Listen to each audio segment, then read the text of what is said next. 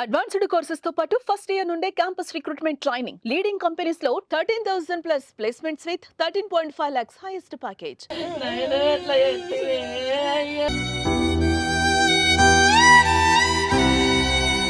Israel Iran మధ్య యుద్ధ వాతావరణం ప్రపంచాన్ని కలవరపెడుతోంది.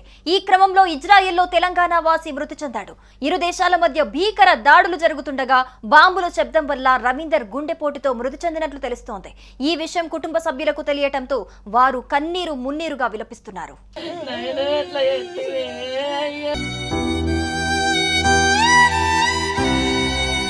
ప్రస్తుతం ఇజ్రాయెల్ ఇరాన్ దేశాల మధ్య తీవ్ర ఉద్రిక్తతలు కొనసాగుతున్నాయి. ఇరు దేశాల మధ్య దాడులు ప్రతి దాడులతో యుద్ధ వాతావరణం నెలకొంది.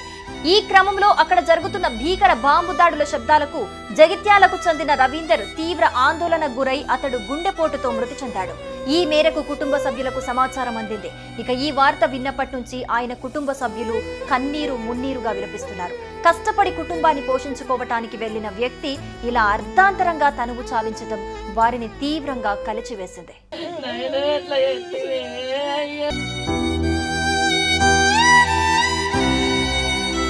రవీందర్ మృతదేహం కోసం కుటుంబ సభ్యులు ఎదురు చూస్తున్నారు.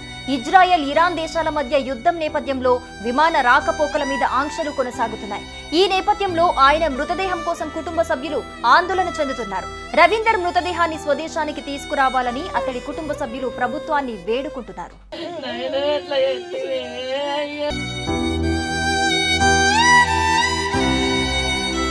ఇక మరోవైపు రవీందర్ భార్య ఆర్ విజయలక్ష్మి మీడియాతో మాట్లాడారు. యుద్ధం ప్రారంభమైనప్పుడు తన భర్త ఒక రోజు ఫోన్ చేసి నిరంతర బాంబు దాడులకు భయపడుతున్నానని చెప్పాడని తెలిపారు. తన భర్త మృతదేహాన్ని తిరిగి తీసుకురావటానికి సహాయం చేయాలని విజయలక్ష్మి తెలంగాణ ప్రభుత్వానికి కేంద్రానికి విజ్ఞప్తి చేశారు. తన భర్త మృతదేహాన్ని తిరిగి తీసుకురావాలని తన పిల్లలకు ఉద్యోగంలో సహాయం చేయాలని ప్రభుత్వానికి విజ్ఞప్తి చేశారు. నా పేరు రేవెల్ల విజయలక్ష్మి, నా భర్త పేరు రవీందరు. మా అవసర నిమిత్తము పనిచేయడానికి నా భర్త విజిట్ మీద ఇజ్రాయెల్ వేయండు. అక్కడ పార్ట్ టైం పని చేసుకుంటూ ఉండేవాడు. పార్ట్ టైం పని చేస్తుంటే అక్కడ బాంబుల యుద్ధం జరుగుతుంది. ఎప్పుడు బాంబులు పడినా ఆయనకు భయంగానే ఉంటుండే. హాస్పిటల్ వెళ్తుండేవాడు. మొన్న ఆదివారం రోజు మాతో అందరితో మాట్లాడాడు, చేశాడు. తర్వాత బాంబులు పడుతున్నాయి, నాకు భయం అవుతుంది, నేను తిరిగి వస్తానో రానో, ఇక్కడ నా బాంబులతోటి నా ప్రాణం పోతుందో ఏమో అని చెప్పి చాలా ఏడ్చాడు.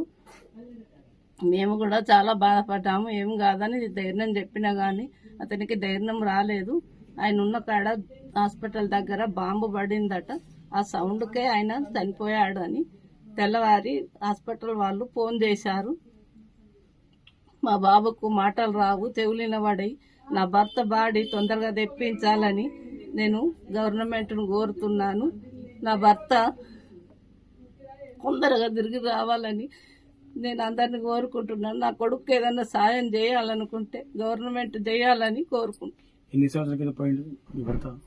నా భర్త 2 సంవత్సరాలు అయితే ఎప్పుడు ఆరోగ్యం సరిగా బాంబులు పడుడుకు ఎప్పుడు ఆరోగ్యం సరిగా ఉండక ఆయన హాస్పిటల్లో ఎక్కువ ఉంటుండే. సుమన్ టీవీలో మీ పర్సనల్ అండ్ బిజినెస్ ప్రమోషన్స్ కోసం కింది నెంబర్కి కాంటాక్ట్ చేయండి.